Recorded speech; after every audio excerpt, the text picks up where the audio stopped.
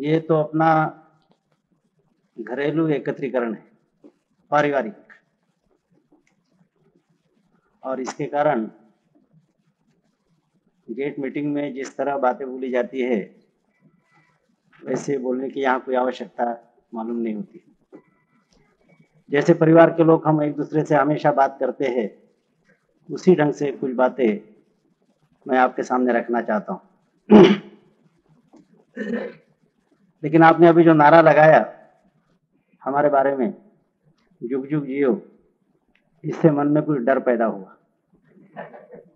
और एक कहानी जो ग्रीक पुराणों में है वह याद आई। ग्रीक पुराण में ऐसा है कि हम जिसको उषा कहते वहां उसको अरोरा कहते, म्हणजे पंजाब के अरोरा नहीं, अंग्रेजी में अरोरा उसको बोला है। तो उषा का प्रेम एक मानव से हो गया जिसका नाम था टिथोनस। अब शादी के लिए इजाजत मांगने के लिए उनकी जो प्रमुख देवता है जीएस, उसके पास ये गई। जीएस ने कहा कि भाई तुम देवता हो, वो मनुष्य है, शादी करना ठीक नहीं। लेकिन इसने कहा प्रेम हो गया, आप क्या करेंगे। तो इजाजत मिल गई। फिर इसने कहा कि मैं टिथोनस के लिए एक वर मांगना चाहती हूँ। तो जीएस ने कहा कि एक ही वर मैं दूंगा, क्या मांगना है मांगो। तो इसने कहा कि ये जुग जुग जीना चाहिए, अमर होना चाहिए, इसकी मृत्यु न हो। इसने कहा ठीक, अभी अमर तो हो गया लेकिन अजर नहीं हुआ। माने जैसे जैसे समय बीतता गया तो वैसे आंखों से दिखता नहीं, कानों से सुनाई नहीं देता, खांसी हमेशा चलती है, बिस्तर से उठना मुश्किल है। और इस तरह से इतनी हालत खराब हो गई कि उसको लगा कि ये मर जाता तो अच्छा होता, कम से कम ये सारा दुख बर्दाश्त न करना पड़ता। तो वो मरता भी नहीं था और ठीक तरह से जिंदा भी नहीं रहता था।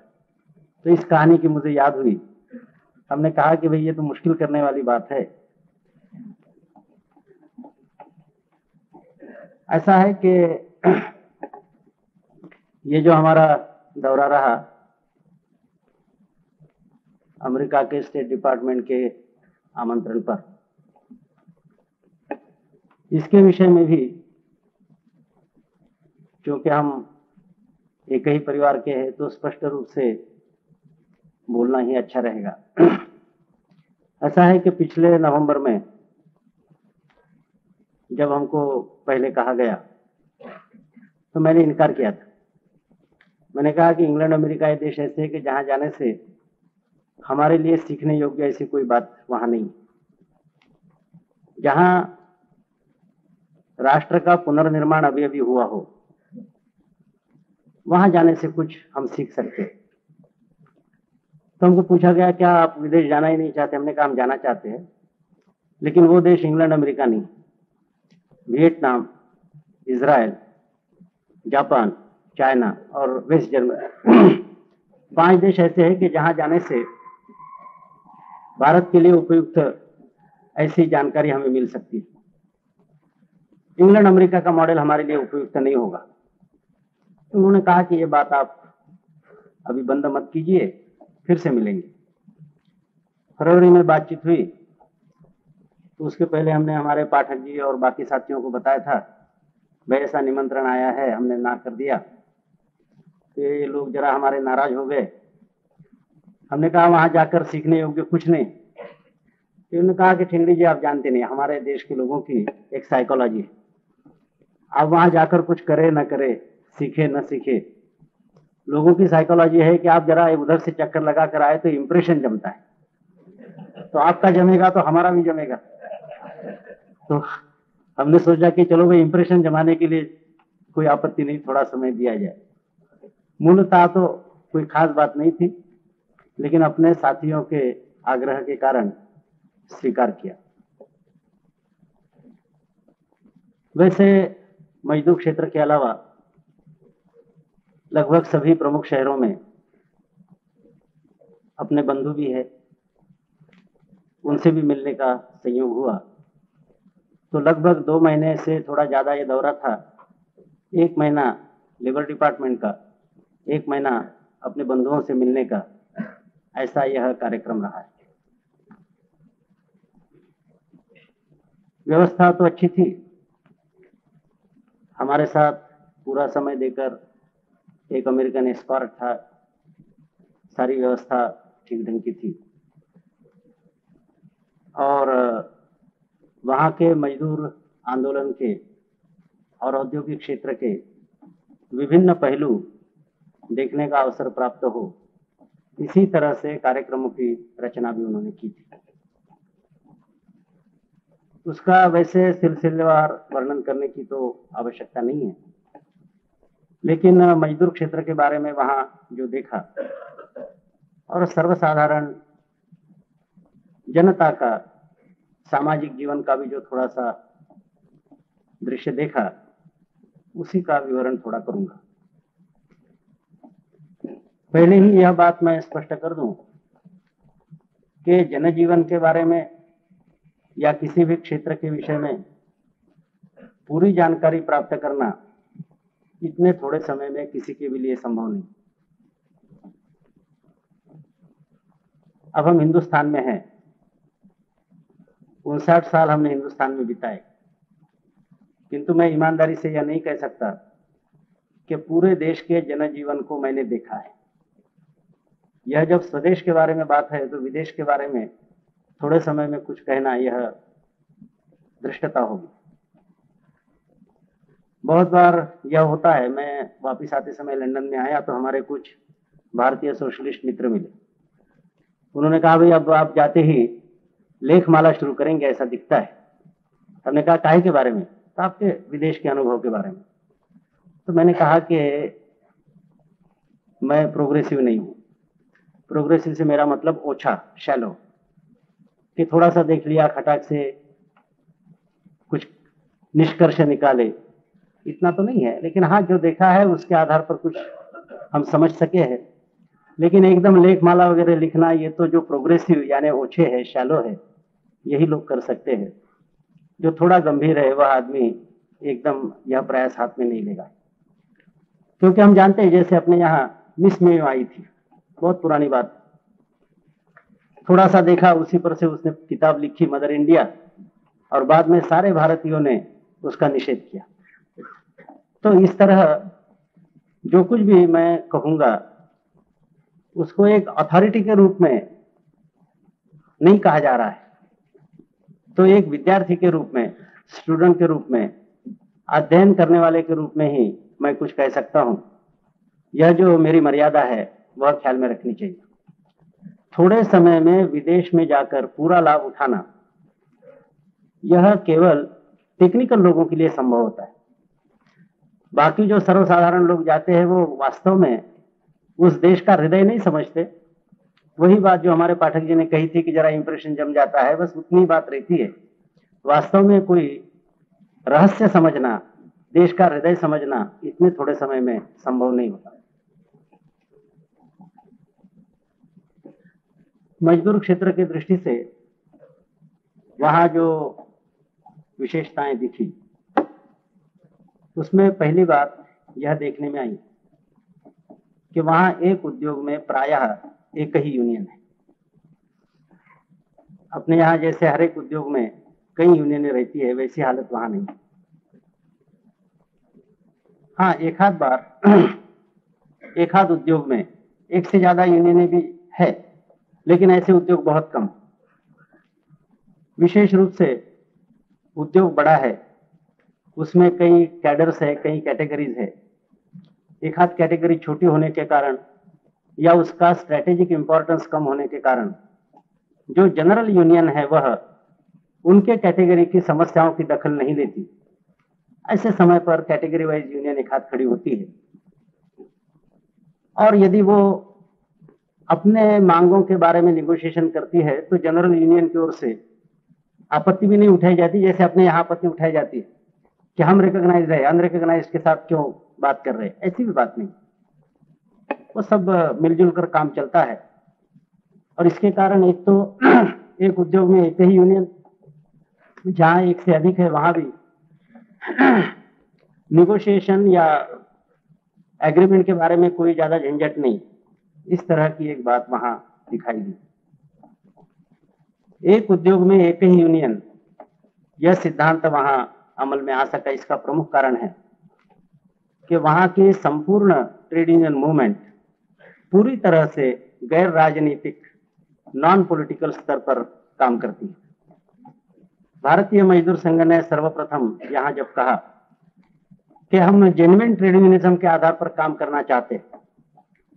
जेन्युइन ट्रेड यूनियन का मतलब है वह संस्था जो मजदूरों की है, मजदूरों के लिए है, मजदूरों द्वारा चलाई गई है, राष्ट्रहित के चौखट के अंतर्गत मजदूरों का हित यह छोड़कर और कोई दूसरा उद्देश्य उसके सामने नहीं, इस तरह की संस्था हम खड़ी करना चाहते हैं।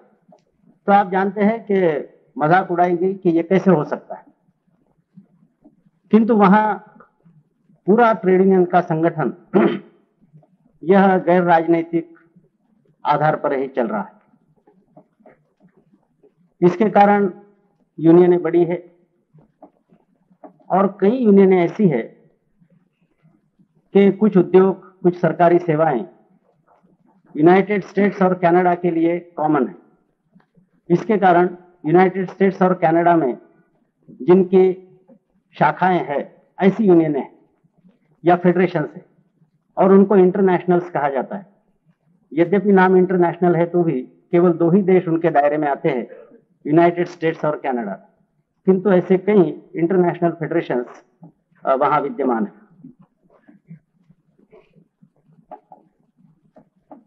अब यह गैर राजनीतिक स्तर पर काम करते हुए हमारे यहाँ दिक्कत आती है। दिक्कत यह आती है कि जब तक राजनीतिक के लोगों का समर्थन किसी विवाद के समय, विक्टिमाइजेशन के समय, मांगों को प्रस्तुत करते हुए हमें नहीं मिलता, तब तक असेंबली में, पार्लियामेंट में हमारी बात कैसे उठाई जाएगी या सरकार के सामने हमारा रिप्रेजेंटेशन कैसे होगा, यह समस्या रहती है। वहां यह समस्या नहीं।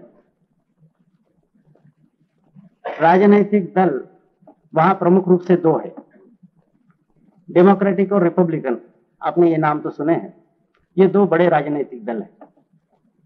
कम्युनिस्ट पार्टी बहुत छोटी, ट्रेड यूनियन में कम्युनिस्टों का प्रभाव नहीं, इसलिए शुरू शुरू में 4-5 दिन मैं जब इंक्वायरी करता था और उसमें कम्युनिस्टों के बारे में पूछता था तो उनको आश्चर्य होता था। वो कहते थे कि आप काहे के लिए ये प्रश्न पूछ रहे, उनका संबंध कहाँ आता है। तो फिर हमको बताना पड़ता था कि भाई हमारे देश में तो कम्युनिस्ट एक प्रॉब्लम है ट्रेड यूनियन आंदोलन में, तो वहां इस तरह का कोई प्रॉब्लम नहीं। हाँ, यह हो सकता है कि व्यक्तिगत रूप से एक आध सदस्य कहीं किसी यूनियन में कम्युनिस्ट पार्टी का होगा, लेकिन ट्रेड यूनियन आंदोलन पर कम्युनिस्ट पार्टी या कम्युनिस्ट व्यक्ति, इनका वहां बिल्कुल प्रभाव नहीं। जहां तक सोशलिस्टों का सवाल है, पार्टी के रूप में उनका कोई प्रभाव नहीं। कुछ वर्ष पहले वहां सोशलिस्ट पार्टी की भी स्थापना हुई थी। इस वर्ष के प्रारंभ में कुल मिलाकर अमेरिका में सोशलिस्ट पार्टी के 7,000 सदस्य थे। पिछले जनवरी में उसमें भी स्प्लिट हो गया, तो अब एक गुट में 4,500 मेंबर है, एक गुट में 2,2500 मेंबर है। तो हिंदुस्तान में जो परंपरा सोशलिस्टों की है, वह परंपरा वहां भी वो निभा रहे, ऐसा दृश्य कुछ वहां दिखाई दिया। इसके कारण ट्रेड यूनियन आंदोलन पर सोशलिस्टों का भी प्रभाव नहीं। आंदोलन जो चलता है वह विशुद्ध ट्रेड यूनियनिज्म के आधार पर ही चलता है। ट्रेड यूनियन कॉन्शियसनेस है, हर एक सदस्य अपना चंदा बराबर देता है, उसका हिसाब किताब बराबर रखा जाता है, एफिलिएशन फी बराबर आती है, उसका हिसाब भी प्रकाशित किया जाता है। माने इस तरह से एक व्यवस्था वहां के आंदोलन में है। और जहां प्रश्न पार्लियामेंट में या स्टेट के पार्लियामेंट में उठाने का सवाल है, इसके विषय में उनकी जो व्यवस्था है वो उनके पद्धति के अनुसार और अपने से बहुत भिन्न है। एक तो ऐसा है कि एक उद्योग में एक ही यूनियन होने के कारण सिटी काउंसिल हर एक शहर का या हर एक जिले का बनाने में उनको कठिनाई नहीं। उस शहर में या उस जिले में जितनी यूनियनें रहती हैं उनके प्रतिनिधियों को लेकर वो सिटी काउंसिल बनाते हैं या रीजनल काउंसिल बनाते हैं। अब ये जो रीजनल काउंसिल होता है वो हर एक लेजिस्लेटर का हिसाब रखता है। अब हिसाब से क्या मतलब है, तो उनके क्षेत्र में जैसे एक शहर है तो शहर में लेजिस्लेटर तरह तरह के होते हैं। अपने यहाँ की केवल उपमा देनी हो, उदाहरण देना हो, तो जैसे दिल्ली में कुछ तो मेंबर पार्लियामेंट रहेंगे, कुछ असेंबली के मेंबर रहेंगे, कुछ कॉरपोरेशन के रहेंगे, अलग अलग बॉडीज रहती है। तो वो एक ऐसा एक नक्शा उनके पास रहता है, वो सबके नाम पहले लिख लेते कि इतने एमपीज है, इतने स्टेट पार्लियामेंट के हैं, इतने कॉरपोरेशन के हैं। और फिर हर मौके पर हर लेजिस्लेटर को मार्क्स दिए जाते हैं। मार्क्स दिए जाते हैं ऐसा है कि जैसे पार्लियामेंट में मजदूरों का सवाल आया तो हमारे शहर में से जो एमपीज गए हैं तो उसमें से एक एक एमपी ने कैसे वोटिंग किया। यदि उसने मजदूरों के पक्ष में वोट दिया होगा तो मानो +25 मार्क्स उसको दिए जाएंगे। मजदूरों के विरोध में वोट दिया होगा -25 किए जाएंगे। माने इस तरह से प्लस माइनस, और वो सारा लिखा रहता है कि इस दिन पार्लियामेंट में या स्टेट पार्लियामेंट में या कॉरपोरेशन में मजदूरों का ये सवाल आया था, उस समय इन्होंने पक्ष में वोट दिया, विरोध में वोट दिया, वो सारा रिकॉर्ड रहता है। उसके आधार पर प्लस माइनस ऐसे मार्क्स दिए जाते हैं। केवल एक परिस्थिति में माइनस मार्क्स कम माइनस किए जाते हैं, माने मजदूरों की तो मांग हो लेकिन उस मांग के खिलाफ सर्वसाधारण जनता हो, ऐसी भी परिस्थिति रहे। जहां इसेंशियल सर्विसेज है वहां आमतौर पर ऐसा दिखाई देता है कि मजदूरों की मांग एक रहती है, सर्वसाधारण जनता उनके खिलाफ रहती है। ऐसी परिस्थिति में नागरिक जनता जनरल मासेस के दबाव के कारण यदि लेजिस्लेटर ने मजदूरों के विरोध में वोट दिया होगा तो उसको माइनस मार्क्स मिलेंगे, लेकिन 25 माइनस करने के बजाय 10 माइनस करेंगे, 15 माइनस करेंगे। जैसे जैसे गंभीरता उस प्रश्न की होगी उसको देखकर माइनस मार्क्स तो दिए जाते हैं लेकिन उसमें कुछ कम माइनस किए जाते हैं। इस तरह से हर एक लेजिस्लेटर का मार्कशीट सिटी काउंसिल और रीजनल काउंसिल के पास रहता है और वो मार्कशीट चुनाव के पहले पब्लिश किया जाता है, जिससे मजदूरों को मार्गदर्शन होता है कि पिछले अपने टेन्योर में इसने मजदूर विरोधी और मजदूर के पक्ष में कितना वोटिंग किया है। ये सारा रिकॉर्ड मजदूरों के पास पहुंचता है। दूसरा कि जितने लोग खड़े हो गए सबके पास प्रश्नावली भेजी जाती है कि आने वाले दिनों में ये समस्याएं खड़ी होने वाली है, पार्लियामेंट के या कॉरपोरेशन के सामने ये रिजोल्यूशंस या बिल्स आएंगे, उस समय आपका वोट कहां जाएगा ये बताइए। और ये जो प्रश्नावली भेजी जाती है उसका जवाब भी हर कैंडिडेट देता है। कैंडिडेट देता है वो केवल चुनाव जीतने के लिए झूठ आश्वासन ऐसा कम रहता है, प्रामाणिकता कुछ है, और जो कुछ आश्वासन देते हैं सारा पूरा कर सकते हैं ऐसा यदि नहीं कहा जा सकता तो भी आश्वासन देते समय यही सोचना कि अभी तो आश्वासन दे देंगे, बाद में जो होगा सो देख लेंगे, इस तरह की जो अपने यहाँ बुद्धिमानी की बात चलती है वैसा वहां जनरली नहीं। क्योंकि प्रामाणिकता यदि किसी ने एक टेन्योर में नहीं दिखाई तो उसकी कीमत भी उसको दूसरे टेन्योर में देना पड़ता है, इसलिए ज्यादा चालाकी से काम नहीं चलता। तो इस तरह की प्रश्नावली भेजी जाती है। फिर जो खड़े होने वाले उम्मीदवार है उनके पास सिटी काउंसिल के नेता पहुंचते हैं, उनके साथ बातचीत करते हैं, उनका व्यवहार आगे कैसा रहेगा इसकी चर्चा करते हैं, और वह जो चर्चा हुई वह भी सब मजदूरों के पास पहुंचाई जाती है। और इतना होने के बाद फिर वोटिंग होता है।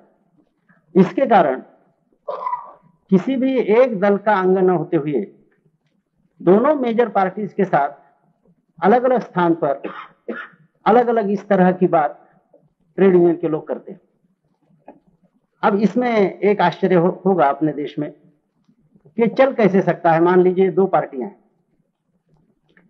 अब वो अपने पार्टी के नीति के अनुसार या आदेश के अनुसार ही वोटिंग करेंगे, तो फिर पहले से आश्वासन कैसे दे सकते हैं, पहले से कैसे बता सकते हैं? तो वहां की जो राजनीतिक सिस्टम है उसमें और अपने सिस्टम में कुछ अंतर है। यहां जैसे व्हिप चलता है हर एक सवाल पर, वैसे व्हिप वहां नहीं चलता। दोनों पार्टियों के लेजिस्लेटर्स अपने इच्छा से वोट दे सकते हैं। इसके कारण वोटिंग के समय ऐसा दिखता है कि डेमोक्रेटिक पार्टी के भी कुछ एमपीज मजदूरों के पक्ष में वोट दे रहे, उसी पार्टी के कुछ एमपीज मजदूरों के विरोध में वोट दे रहे। वही बात रिपब्लिकन पार्टी में, माने एक ही प्रश्न पर एक ही पार्टी के सदस्य अलग अलग वोटिंग करते हुए दिखाई देते हैं, और व्हिप न होने के कारण डिसिप्लिनरी एक्शन वगैरह वैसी वहां नहीं। तो इसके कारण अलग अलग जगह दोनों पार्टियों के लोगों के साथ बात करना मजदूर नेताओं के लिए संभव होता है। और अक्सर ऐसा दिखाई देता है कि जिन क्षेत्रों में मजदूरों के आधार पर चुनकर आना यही संभव है, वहां चाहे वो डेमोक्रेटिक रहे या रिपब्लिकन रहे, वह मजदूरों के पक्ष में वोट देता है, और जहां मजदूरों का इतना प्रभाव नहीं है वहां मजदूरों के विरोध में वोट जाता है।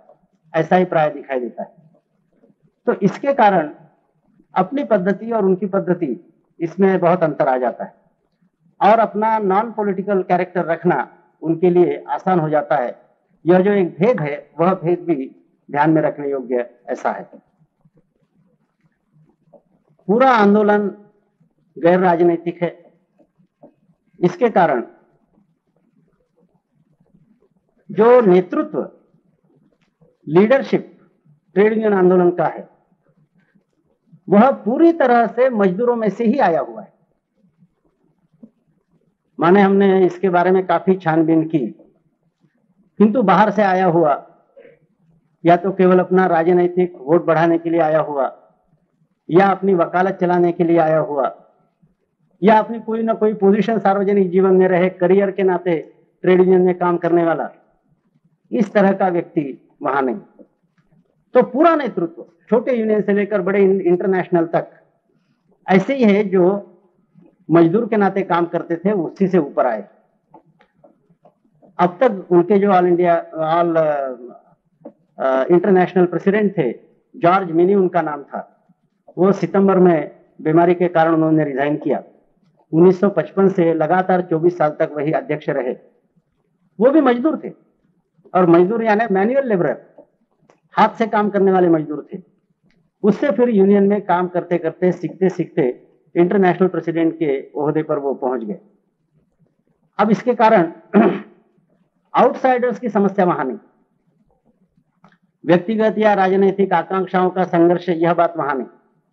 दूसरी समस्या अवश्य वहां है कि जो इस तरह से ऊपर आए हुए नेता है वो मजदूरी करते करते ही ऊपर आए। इसके कारण उनका फॉर्मल एजुकेशन नहीं हुआ रहता, तो उनको फॉर्मल एजुकेशन देना, फिर ट्रेड यूनियन के जो अलग अलग प्रोसीजर्स है, इन प्रोसीजर्स में उनको उसकी जानकारी देना, इसके लिए क्लासेस लगाए जाते हैं। वो ट्रेड यूनियन की ओर से भी लगते हैं, और आंदोलन बहुत बड़ा होने के कारण 1,30,00,000 उनकी मेंबरशिप है कुल मिलाकर। तो आंदोलन बहुत बड़ा होने के कारण कई यूनिवर्सिटीज ने भी ट्रेड यूनियन के कार्यकर्ताओं को सिखाने के लिए स्पेशल कोर्सेस रखे। वहां डिग्री डिप्लोमा तो नहीं मिलता, लेकिन सर्टिफिकेट ऑफ अटेंडेंस कि इसने क्लासेस अटेंड किए इतना केवल सर्टिफिकेट मिलता है, उसका भी ज्यादा महत्व नहीं माना जाता। वहां शिक्षा प्राप्त करने के बाद प्रत्यक्ष फील्ड में वो कैसा करता है इसी पर उसकी परीक्षा होती है, किंतु उनको फॉर्मल एजुकेशन देने की व्यवस्था इस तरह से वहां है। इसके कारण बहुत सी झंझटें जो हमारे देश में हैं वो वहां दिखाई नहीं देती। तीसरी बात है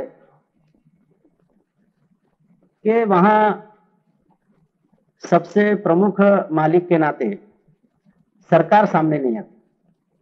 अपने यहां तो बिगेस्ट एम्प्लॉयर, सबसे प्रमुख मालिक सरकार ही, क्योंकि वहां बहुत सारे उद्योगों का सरकारीकरण नहीं किया गया। बैंक्स प्राइवेट ही है, और प्राइवेट है इतना ही नहीं, तो उनके ऊपर भी काफी रिस्ट्रिक्शंस है। मैंने किसी भी बैंक को सारे देश में अपनी शाखाएं खोलने का अधिकार नहीं। बैंक खोली तो उसको एक जिला या एक रीजन दिया जाता है, विभाग दिया जाता है। उस विभाग में आप चाहे जितनी ब्रांचेस खोल सकते हो, उस विभाग के बाहर एक भी ब्रांच नहीं खोल सकते। और यदि आपके पास पैसा ज्यादा है, इन्वेस्ट करना चाहते हैं, तो आपने विदेश में ब्रांचेस खोलनी चाहिए, लेकिन अमेरिका में ही दूसरे जगह पर ब्रांचेस नहीं खोल सकते। इसके कारण बैंक वर्कर्स की समस्याओं का स्वरूप यहाँ का और वहां का भिन्न है, क्योंकि बैंक नेशनलाइज भी नहीं है और नेशनल भी नहीं, रीजनल है। रेलवे भी प्राइवेट है। बहुत सारे उद्योग, LIC अपने यहाँ है, वैसे वहां भी लाइफ इंश्योरेंस या बाकी इंश्योरेंस प्राइवेट है। तो बहुत सारा प्राइवेट क्षेत्र है, सरकारी क्षेत्र बहुत छोटा है। इसके कारण प्रमुख मालिक के नाते सरकार सामने नहीं आती, और बाकी जो मालिक है वे प्रायः यत्र तत्र अपवाद हो सकते हैं, लेकिन संगठन बनाए हुए नहीं। अपने यहाँ हालत ऐसी है कि मजदूरों के संगठन तो कमजोर है, मालिकों के संगठन हर उद्योग में, और संगठित होने के कारण उनकी बार्गेनिंग कैपेसिटी ज्यादा रहती है, हमारी कम रहती है। वहां मजदूर संगठित है, मालिक रेगुलर ऑर्गेनाइजेशन बनाए हुए नहीं। किंतु जहां निगोशिएशंस होते हैं उस समय उस उद्योग के मालिकों के प्रतिनिधि एकत्रित आते हैं। मालिकों की ओर से क्या देना चाहिए, क्या नहीं देना चाहिए, कितना अड़ना चाहिए, कितना नहीं अड़ना चाहिए, इसकी चर्चा कर लेते हैं। लेकिन नियमित संगठन, रेगुलर ऑर्गेनाइजेशन बहुत थोड़े उद्योगों में मालिकों का है। इसके कारण संगठित प्रतिकार मालिकों की ओर से मजदूरों का जैसा हमारे यहाँ होता है वैसा वहां नहीं हो सकता। यह हुआ तो भी कुछ मालिक के नाते जो प्रवृत्तियां हैं वो जो यहाँ है वो वहां भी, माने मजदूरों को ट्रेड यूनियन बनाने ही न दिया जाए, यहां से प्रयास किया जाता है। ट्रेड यूनियन बनी तो उसको कैसे भंग किया जा सकता है, तोड़ा जा सकता है, इसका भी प्रयास किया जाता है। और इसमें जो बहुत बड़े मालिक है वो हिस्सा नहीं लेते। जो बड़ी कंपनियां हैं वो इसमें ऐसा काम नहीं करती, लेकिन जो मध्यम मालिक है वो इस तरह से यूनियन के काम में बाधा डालने के नाजायज ऐसी कोशिश बहुत करते हैं। और इस कोशिश में एक उनकी काम करने की पद्धति यह है कि हर यूनियन यह कहती है कि जहां उद्योग में जो नई रिक्रूटमेंट होगी यह यूनियन के जरिए होनी चाहिए। माने वह यूनियन ने पसंद किया हुआ आदमी रहेगा, यूनियन का उसको मेंबर बनाएंगे, और बाद में वह आपका मजदूर गिना जाएगा, उसके पहले नहीं। और यह जो रिक्रूटमेंट में एकाधिकार यूनियन का मांगा गया है, बहुत जगह माना गया है, वह बर्दाश्त करना कई मध्यम मालिकों के लिए संभव नहीं। इसको तोड़ने के लिए वो ये करते हैं कि यूनियन को न पूछते हुए डायरेक्ट रिक्रूटमेंट करते हैं। अब डायरेक्ट रिक्रूटमेंट जब होती है तो उसका प्रतिकार यूनियन कैसे करती है? तो शांततापूर्ण इस तरह का निदर्शन,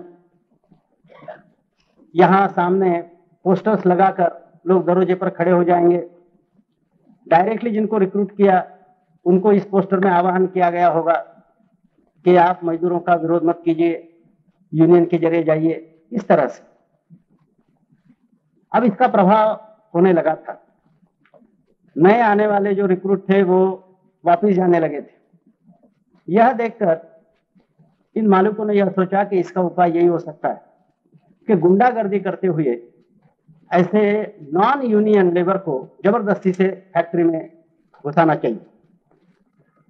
और वहां आपने गुंडागर्दी करने वाले तो उनके पहले ग्रुप्स थे, अब उसमें बाकी लोग भी थोड़े थोड़े शामिल है, लेकिन प्रमुख रूप से सिसिली के लोग इसमें हैं, और ये हमेशा गुंडागर्दी का ही काम करते हैं। तो उनकी सर्विसेज हायर करना, उनको गेट पर खड़ा करना, और जो निषेध करने वाले मजदूर हैं उनके साथ मारपीट करवाना, और नए मजदूरों को अंदर घुसाड़ना, इस तरह की प्रक्रिया कई जगह चलती है। इसके कारण फिर क्रिमिनल केसेस भी होती, बाकी झंझटें होती है। लेकिन ऐसे उदाहरण बहुत थोड़े हैं। आमतौर पर यह सिद्धांत वहां माना गया है, कानून तो नहीं है, लेकिन आमतौर पर यह सिद्धांत माना गया है कि जो नई रिक्रूटमेंट होगी वह यूनियन के जरिए होगी और बड़े मालिक इसका विरोध नहीं करते। इसके कारण इस सिद्धांत को प्रतिष्ठा प्राप्त हुई है। कानून की प्रतिष्ठा नहीं, व्यवहार की प्रतिष्ठा इस सिद्धांत को प्राप्त हुई।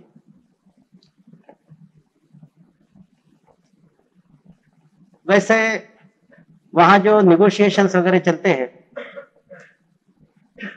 ज्यादातर स्थानिक स्तर पर ही निगोशिएशंस चलते हैं। सरकारीकरण किए हुए उद्योग कम, जिनके सारे देश में ब्रांचेस फैली हो ऐसे उद्योग कम। तो जो स्थानिक यूनियन होती है उसका ही महत्व निगोशिएशन के समय माना जाता है। एक ही उद्योग में अलग अलग 5-10 प्राइवेट कंपनियां होगी तो भी सबका मिलकर एक निगोशिएशन नहीं होता। अलग अलग कंपनी का निगोशिएशन अलग होता है, अलग अलग कंपनी के एग्रीमेंट्स अलग होते हैं। मैं जब गया था तो उस समय दुनिया की जो सबसे बड़ी मोटर कंपनी मानी गई है जनरल मोटर्स, वहां हड़ताल चल रही थी और काफी महीने तक यह हड़ताल चली। बाद में एग्रीमेंट भी हुआ। तो ये नंबर 1 की कंपनी। नंबर 2 के मोटर की कंपनी फोर्ड है, वहां निगोशिएशन चल रहे थे। नंबर 3 की क्रिसलर है, वहां भी निगोशिएशन चल रहे थे। तो इनका जब एग्रीमेंट हो गया तो हमने पूछा कि भाई ये सबका मिलकर एक नहीं हुआ? तो बोले नहीं, हर एक का अलग अलग होगा। अब दूसरों को इस पहले एग्रीमेंट के कारण एक ही लाभ हो सकता है कि इस एग्रीमेंट में जो सहूलियतें मजदूरों को मिली होगी उनका उपयोग दूसरी जगह निगोशिएशन करते समय प्रेसिडेंट के नाते किया जा सकता है कि वहां मिला तो हमको क्यों नहीं आप दे रहे। प्रेसिडेंट के नाते किया जा सकता है, लेकिन बंधन कारक नहीं। आर्थिक अवस्था अलग अलग कंपनियों की अलग अलग होने के कारण बंधन कारक नहीं, लेकिन अपना आर्गुमेंट मजबूत बनाने के लिए पहले एग्रीमेंट का उपयोग दूसरे निगोशिएशन के समय हो सकता है। इतनी ही परिस्थिति वहां है।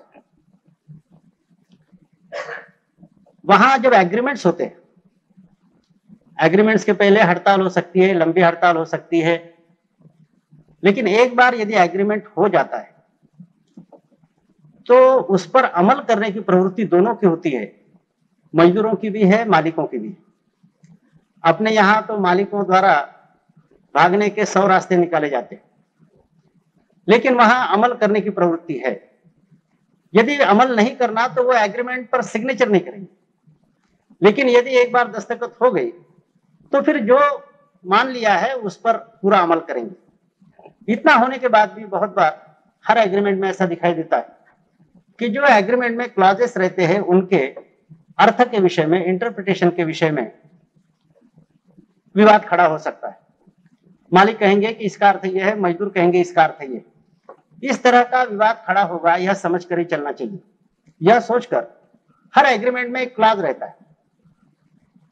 वो क्लॉज रहता है कि यदि इंटरप्रिटेशन के बारे में कुछ विवाद खड़ा होता है तो उस विवाद को फलाने व्यक्ति के आर्बिट्रेशन को सौंप दिया जाएगा। व्यक्ति का नाम भी दिया जाता है, व्यक्ति 1 रहे, 2 रहे, 4 रहे, लेकिन आर्बिट्रेशन कितने लोगों का रहेगा, उसमें कौन रहेंगे, मालिक मजदूर दोनों मिलकर आर्बिट्रेटर्स का नाम तय करते। और जहां जहां एग्रीमेंट के क्लॉजेस के बारे में इंटरप्रिटेशन का झगड़ा खड़ा होता है वहां आर्बिट्रेशन को वो सौंप दिया जाता है और आर्बिट्रेशन का जो फैसला होगा वो दोनों मान लेते हैं। इसके कारण जब तक एग्रीमेंट चल रहा है तब तक किसी भी कंसर्न में स्ट्राइक होती नहीं। एग्रीमेंट समाप्त होने के बाद दूसरे एग्रीमेंट के पहले फिर स्ट्राइक वगैरह सारा संघर्ष होता है। इसके कारण और भी एक नई बात हमें लगी। हमने कहा कि भाई आपके यहाँ सिंपैथेटिक स्ट्राइक होती कि नहीं। सिंपैथेटिक स्ट्राइक का मतलब आप समझ गए होंगे कि एक किसी उद्योग में हड़ताल चल रही तो केवल वहां के मजदूरों के दबाव में आकर मालिक झुक जाएगा ऐसा नहीं दिखता। तो उनको अपनी नैतिक सहानुभूति दिखाने के लिए बाकी उद्योगों के मजदूरों ने भी हड़ताल करना, इसको सिंपैथेटिक स्ट्राइक कहते हैं और अपने यहां बहुत बार होती है। तो उन्होंने कहा कि ये कैसे हो सकती है, क्योंकि हमारे हर एक यूनियन के एग्रीमेंट में ये क्लॉज रहता है कि जब तक एग्रीमेंट की अवधि चल रही है तब तक स्ट्राइक नहीं हो, तो हम स्ट्राइक पर जा नहीं सकते। एक जगह तो हमको जब हमने कहा, बोलते बोलते अब ऐसा बोलते ना, मान लीजिए आपके उद्योग में हड़ताल हुई, ऐसा हमने बोला कि मान लीजिए आपके उद्योग में हड़ताल हुई, मालिकों के सामने आपकी ताकत कम है ऐसा दिखाई देता है तो आपके सहानुभूति में बाकी के लोग हड़ताल करेंगे कि नहीं? तो वो थोड़े नाराज हो गए। मैंने तो केवल एक बातचीत का ढंग इसलिए कहा था कि आपके सहानुभूति में, उन्होंने उसको लिटरली शब्दशाह लिया और वो नाराज हुए और कहा कि आप हमको कमजोर समझते हैं। हमारे मालिक से यदि कोई चीज छीन कर लेनी है तो हमें क्या बाहर के मजदूरों को बुलाना पड़ेगा? इतने हम कमजोर हैं? तो उनको लगा कि जैसे हमने उनका अपमान किया।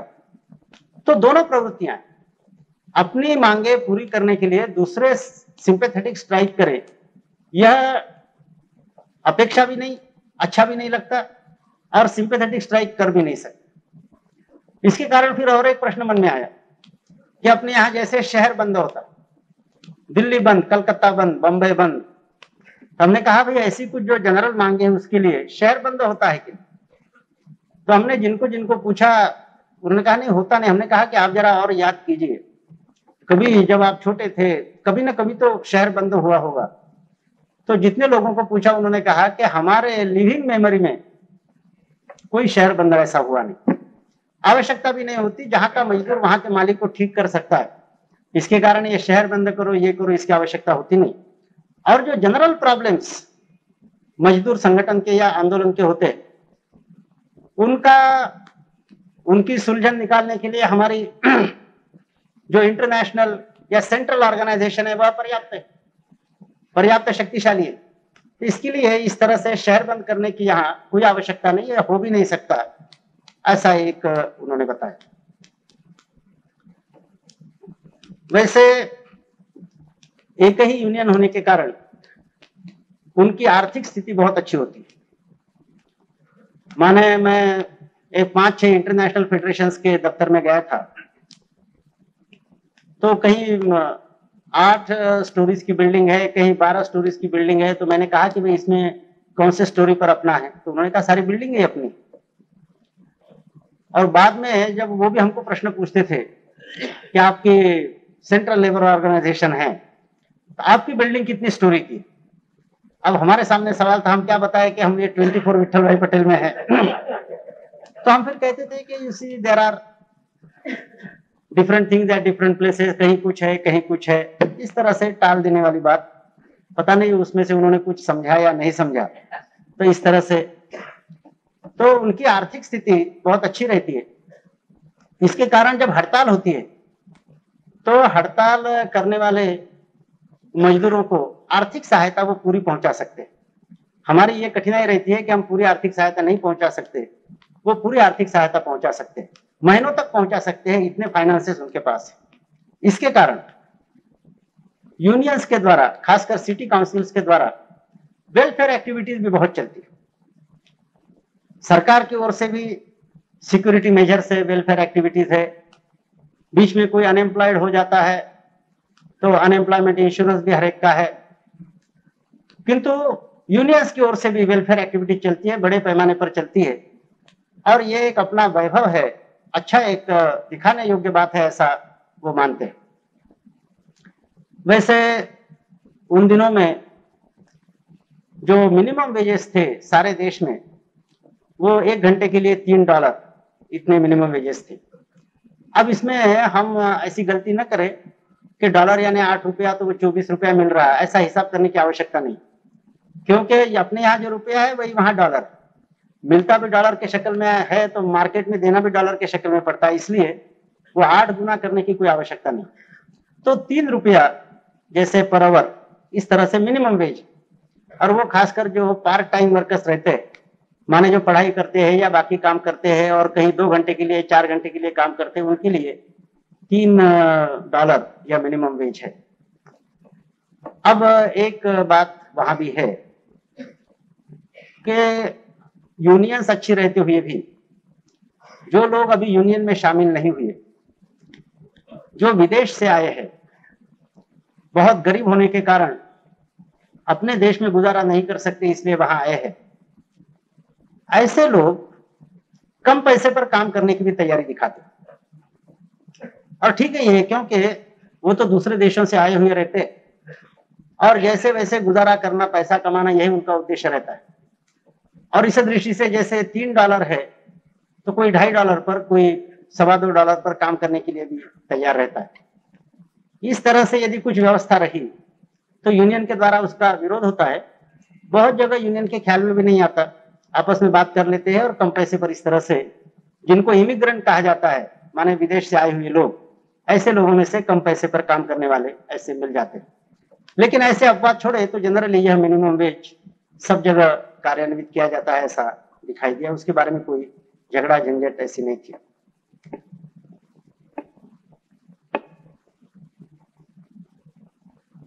जहां ये अच्छी बातें हैं वहां हिंदुस्तान जैसे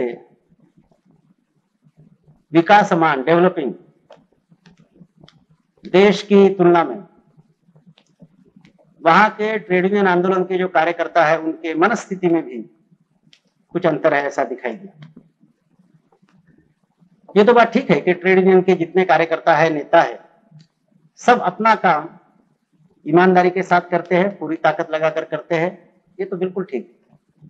लेकिन सारा काम ऑफिशियल टाइप रहता है, माने जो ऑफिस आवर्स है उसी में काम होगा। आप ऑफिस बंद होते समय यदि गए तो सीधा कहेंगे कि भाई कल आना। अपने यहां ऐसा नहीं कर सकते। एक तो क्योंकि हमें राष्ट्र का पुनर्निर्माण करना है, तो इसलिए मिशनरी झील लेकर जब तक हम काम नहीं करते तब तक ठीक ढंग से काम होगा नहीं। यह मिशनरी झील वहां नहीं। तो जैसे अलग अलग प्रोफेशन है वैसे ये भी एक प्रोफेशन है, यह समझकर काम करने वालों की ही संख्या वहां बहुत ज्यादा है। इसके कारण हमारे देश में जैसे कई लोग, क्योंकि अपने देश में कई करियरिस्ट भी हो गए, अपॉर्चुनिस्ट भी हो गए, पेशावर अपना पेट पालने के लिए यूनियन का काम कर रहे ऐसे भी लोग हो गए। वैसे ही खासकर भारतीय मजदूर संघ में जितने ही अपने कार्यकर्ता है सब मिशनरी झील से काम कर रहे। यह जो अपना कार्य है वह राष्ट्र पुनर्निर्माण कार्य का ही एक अंग है, यह समझकर काम कर रहे। कम पैसे लेकर या बिल्कुल पैसा न लेते हुए काम कर रहे और 24 घंटा करने का यह काम है, यह समझकर काम कर रहे। यह भारतीय मजदूर संघ में जो अवस्था है, इस तरह की मिशनरी झील वहां दिखाई नहीं दी। और जहां मिशनरी झील से लोग काम नहीं करते हिंदुस्तान में, वहां भी उनको ऑफिशियल एटीट्यूड लेकर काम करना संभव नहीं। क्योंकि मान लीजिए कि कोई आता है और हम कहते हैं कि भाई अभी तो ऑफिस बंद हो रहा, कल आ जाओ, तो वो भले ही मिशनरी झील का कार्यकर्ता ना हो, लेकिन उसको ये सोचना पड़ता है कि मैं यदि आज उसकी केस नहीं लेता तो कल वो दूसरे यूनियन के पास चला जाएगा। तो इसलिए उसको बैठना ही पड़ता है, उसके कागजात देखने ही पड़ते। तो कंपटीशन के कारण भी अपने यहाँ वो संभव बात नहीं है। दोनों कारणों से यहाँ का जो वायुमंडल है कि 24 घंटा काम करना पड़ता है, इस तरह की वहां परिस्थिति नहीं। जितना काम है वो पूरी ईमानदारी के साथ तो जरूर करते हैं, लेकिन ऑफिशियल टाइप करते हैं। मिशनरी झील उसमें ऐसी दिखाई नहीं देती।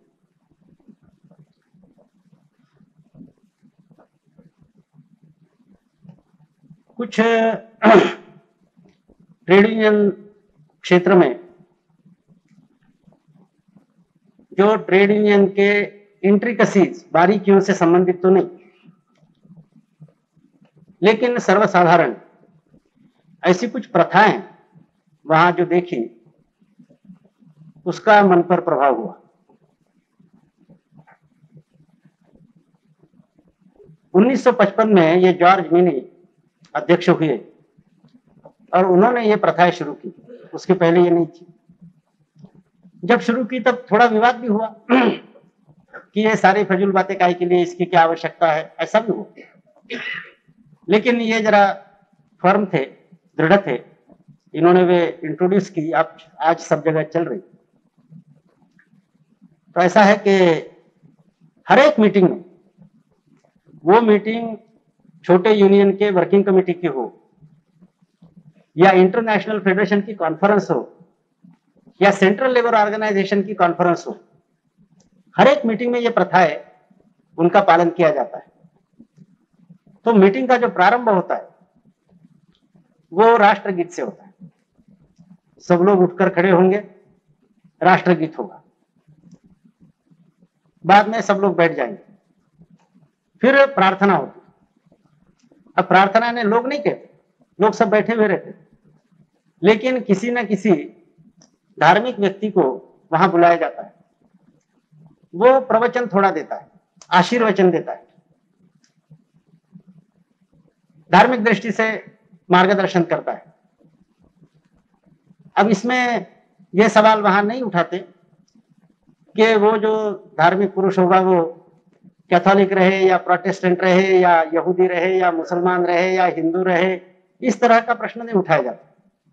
उनका कहना है कि हम किसी को भी बुला सकते हैं, जैसे मेंबर्स की इच्छा होगी वैसे बुलाएंगे, बारी बारी से अलग अलग संप्रदाय के लोगों को बुलाएंगे, लेकिन कोई भी कार्रवाई शुरू होने के पहले भगवान का नाम, भगवान का स्मरण करा देना और फिर अपने जिम्मेवारी का ख्याल करा देना, यह आवश्यक है। इस दृष्टि से कोई भी आए अपने अपने ढंग से आशीर्वचन दे, किंतु यह प्रार्थना होती।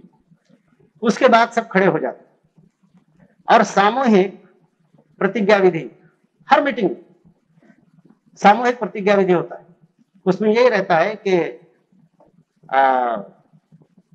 मैं यह प्रतिज्ञा करता हूं कि अपने देश के राष्ट्र ध्वज के प्रति मैं पूरी निष्ठा रखूंगा, इसके संविधान के प्रति पूरी निष्ठा रखूंगा, इसके अंतर्गत जो हमारा यह रिपब्लिक चल रहा है उसके प्रति मैं पूरी निष्ठा रखूंगा।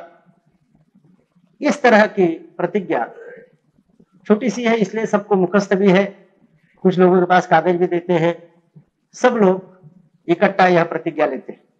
इसके बाद लोग बैठ जाते हैं, फिर बाकी कार्रवाई शुरू होती है।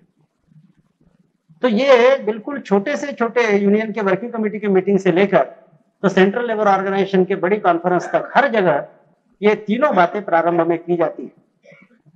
हमने उनको पूछा कि भाई ये बाहर की बातें काहे के लिए लाई गई, तो उन्होंने कहा कि अनुभव ऐसा है कि इस तरह से यदि प्रारंभ किया जाता है तो उसका उपस्थित लोगों के मन पर भी अच्छा प्रभाव होता है और आगे की जो कार्रवाई होती है वह ज्यादा गंभीरता से और समझदारी के साथ चल सकती है।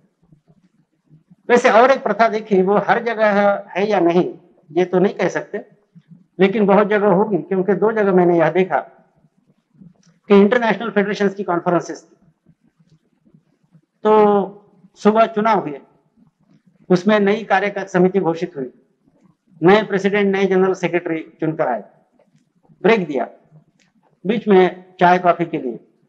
फिर जब दूसरे सिटिंग में इकट्ठा आए तो पहला विधि उनका यह था कि जो उस समय सेक्रेटरी जनरल थे, कल ही जिनको जॉर्ज मिनी के स्थान पर अध्यक्ष प्रेसिडेंट के नाते चुना गया है, कर्कलैंड, वो दोनों सम्मेलनों में थे।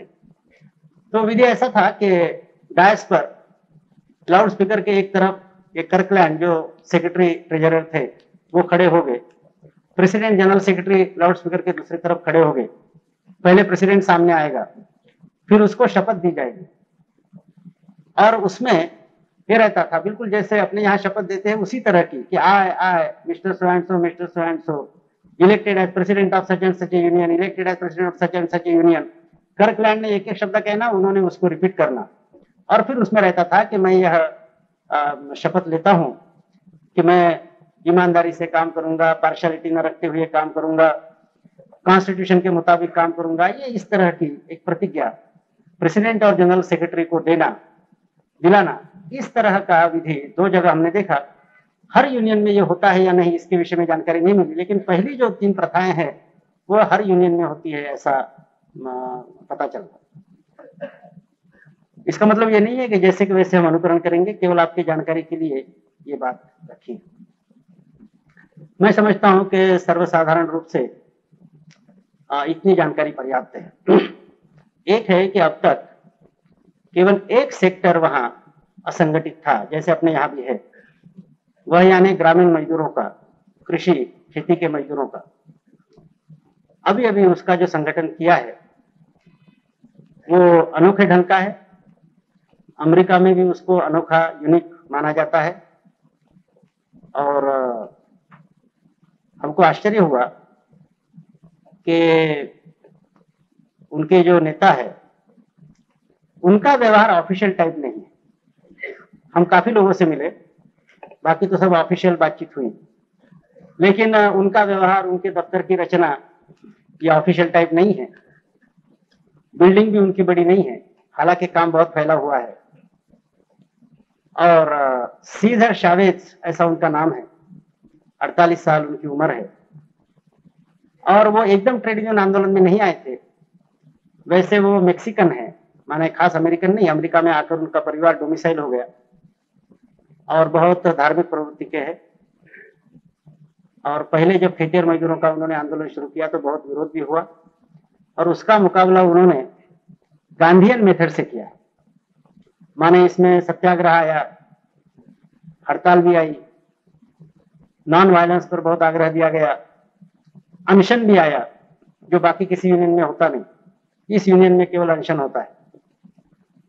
और उनके दफ्तर में मैं गया तो मुझे आश्चर्य हुआ कि महात्मा जी की फोटो सामने ही थी और स्वयं धार्मिक प्रवृत्ति के होने के कारण उनके स्टाफ में भी उसका असर हुआ है।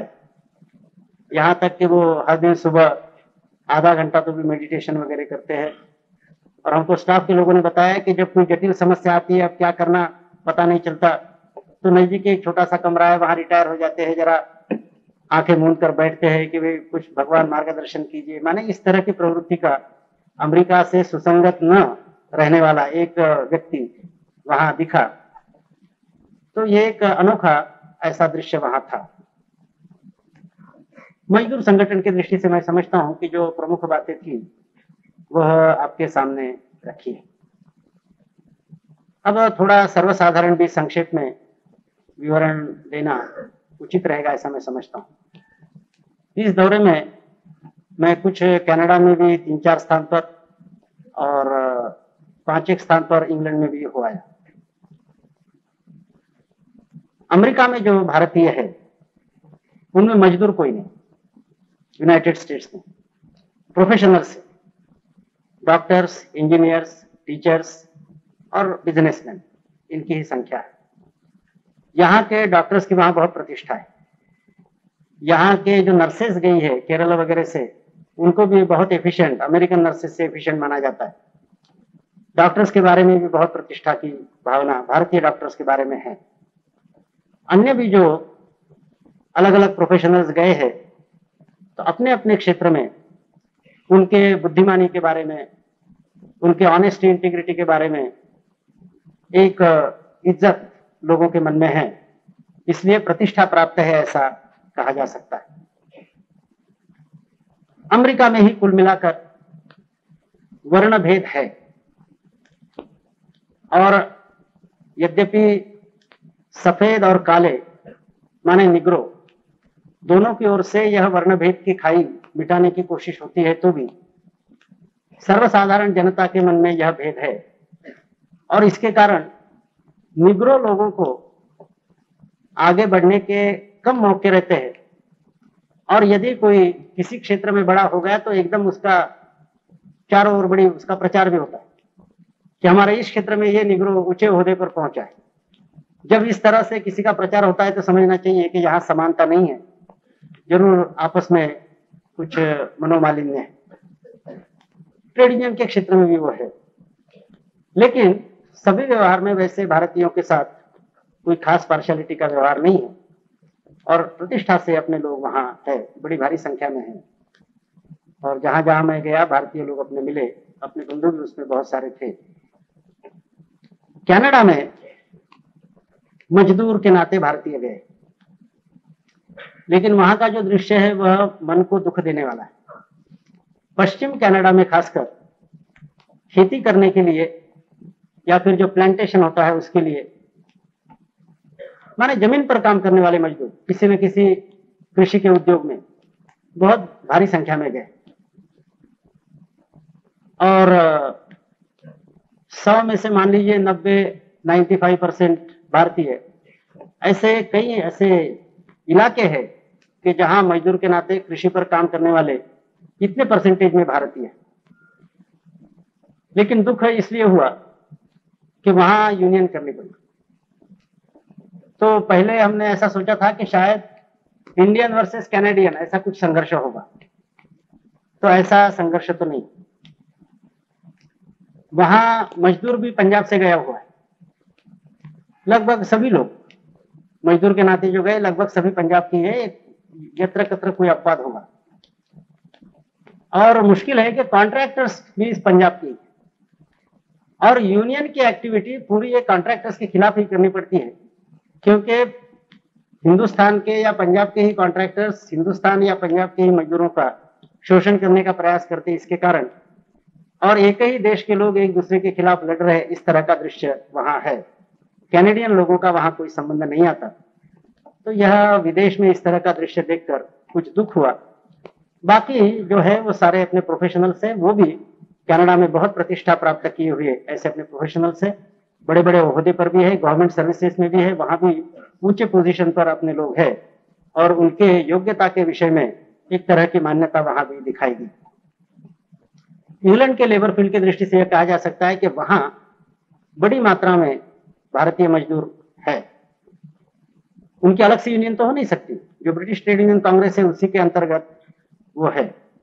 केवल एक इंडियन वर्कर्स वेलफेयर एसोसिएशन है, उसकी कुछ वेलफेयर एक्टिविटी चलती है, वैसे अपनी अलग से इंडियन यूनियन होना तो संभव नहीं है।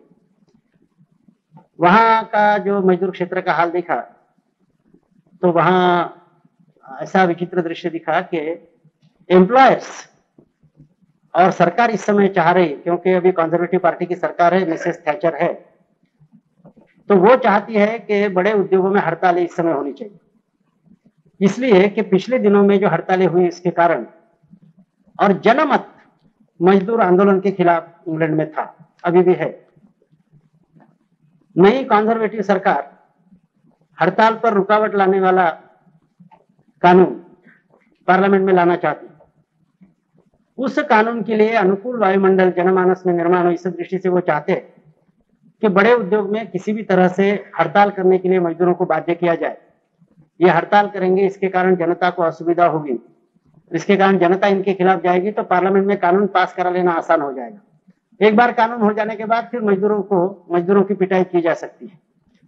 तो मालिक और सरकार चाहते हैं कि हड़ताल हो, और ब्रिटिश ट्रेड यूनियन कांग्रेस लोगों को वो कह रही है कि भाई अभी हड़ताल मत करो, इस बिल का क्या होता है जरा देखा जाए, बाद में फिर देखेंगे, कुछ करना भी हो तो बाद में निपट लेंगे, अभी जरा चुपचाप रहिए। इस तरह की सलाह ब्रिटिश ट्रेड यूनियन कांग्रेस दे रही, वह एक दृश्य वहां दिखाई दिया। मजदूर क्षेत्र की दृष्टि से इतना एक सर्वसाधारण विवरण पर्याप्त होगा। जहां तक जनरल परिस्थिति है अमेरिका की दृष्टि से, यह सब लोग जानते हैं कि साइंस टेक्नोलॉजी में यह देश बहुत एडवांस्ड है। यद्यपि स्पेस साइंस में यह सुनकर हमें बड़ा आश्चर्य हुआ कि स्पेस साइंस में रशिया अमेरिका के सामने आगे है, और उन्होंने कारण भी बताया कि रशिया में डिक्टेटरशिप होने के कारण डिफेंस के लिए और स्पेस साइंस के लिए सरकार के मन में होगा उतना पैसा वो लगा सकते हैं। हमारे यहाँ यदि पैसा देने की मांग आई तो पार्लियामेंट में विवाद होता है, तरह तरह के डिस्कशन होते हैं, जितने एमपीज है वो सारे डिफेंस के मामले को गहराई में जाकर समझते हैं, ऐसा नहीं है, और इसके कारण फिर जो हमारी मांगे रहती है पैसे की वो पूरी नहीं होती। इसके कारण क्षमता होते हुए भी स्पेस साइंस में हम लोग पिछड़ रहे, इस तरह का एक्सप्लेनेशन उन्होंने दिया था।